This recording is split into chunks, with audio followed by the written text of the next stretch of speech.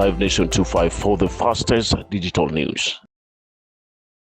Son, Erastus Duarte, a family and community were forced to flee and seek refuge owing to floods. Several mourners, including Duarte's relatives, suffered injuries and required medical attention. Others were fortunate to escape the melee peacefully unscathed.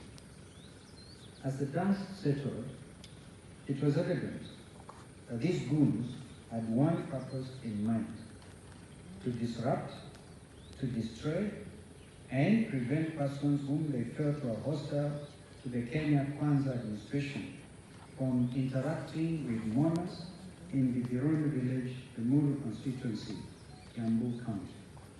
To compound an already dire situation, area MCA Christopher Ireri and former Limuru MP Peter Madi were abducted and unceremoniously bundled into Subarus by unidentified men before being abandoned near the southern bypass at around 11 p.m. That is for Peter Madi. For Christopher, the guy is still in hospital in Kiambu, many kilometers away from the Birondo village. By the way, these were by hooded men. Fully armed with walkie-talkies. I think you hear the testimony of Mheshimiwa Madi.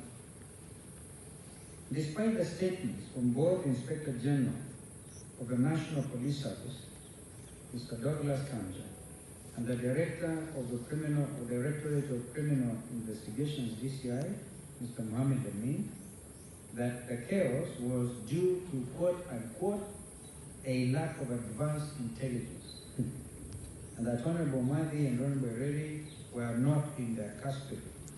Ladies and gentlemen, the evidence is irrefutable. This was a state-sponsored attack and abduction. Honorable Madi is here with us today, and then Honorable Ireri is in hospital in Kiambu. They will tell the country their harrowing night of terror with a state-sponsored abduction squad. The Subaru boys.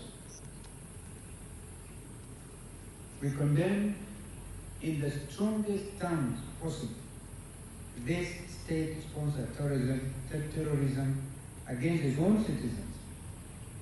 We are reminded of the words of German pastor Martin Neumann, very famous. He famously said, and I quote, "First, they came for the socialists, and I did not speak out because I was not a socialist. Then they came for the trade unionists, and I did not speak out because I was not a trade unionist. Then they came for the Jews, and I did not speak out because I was not a Jew. And then they came for me, and there was no one left to speak for me." End of quote. So Kenyans, that's exactly where we are. We don't speak out, we suffer the consequences.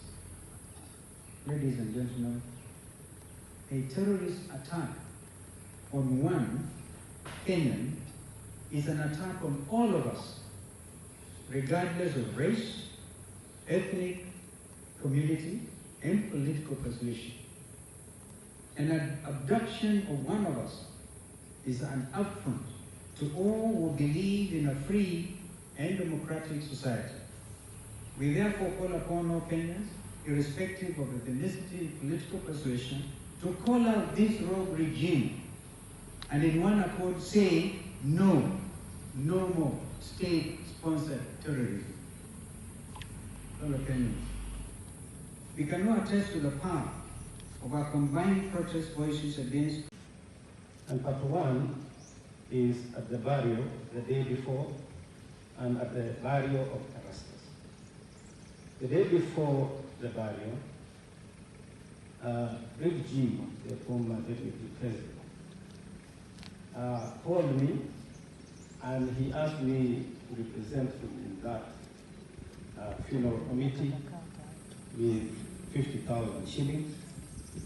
And he also said that he would attend that barrio. So when I went there, I found so many people, roughly about 300 of them. And when I spoke to them, because they gathered, I spoke about what Refugee had told me, Pole, for familiar, and then I also brought my Pole. Then I told them, for what Refugee is doing in our community or our area, I would be pleased if Refugee himself, Stephen Kalonzo Musyoka, who is here, somebody like Matiani, brother Eugene, and the rest of them, would join hands and liberate this country from what we are doing. The people who are there were very excited, extremely excited, even to hear that Refugee was going to come. But more importantly, when they heard that there is intention to bring all of us together so that we can liberate the country. That was the day before. And so I told Refugee, watu wamepokea vizuri, na wamesema wanaweza kuja.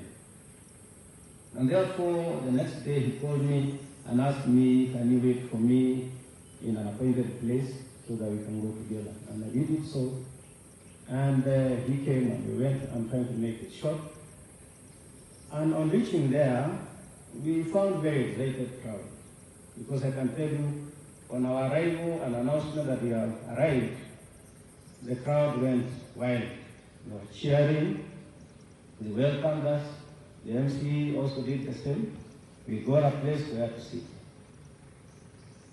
But when we sat, I observed one thing that was unique.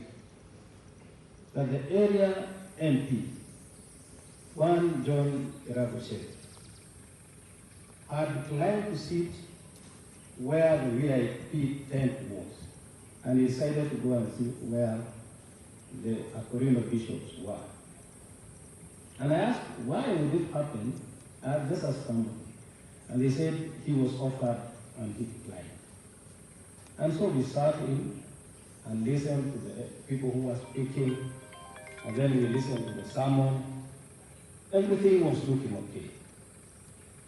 But at one point, when the bishop, the main bishop, was preaching, there was sudden influx of young men. Sudden influx of young men who came from 3 different directions. Most of them did not come to stand or sit where we were. What they did is that they sat next to the fence, others near the gate, and the rest were somewhere near the toilets. And at one time I remember I went to the washroom, and there is, now when I was thinking later, there was this one person who had a cape and had a mask, was like hooded, who from afar escorted me to the toilet, though I had my voice. Then he came back and went behind the VIP tent. I did not take offense because I didn't know who he was. I'm saying that because we'll hear what happened when I get into the spot.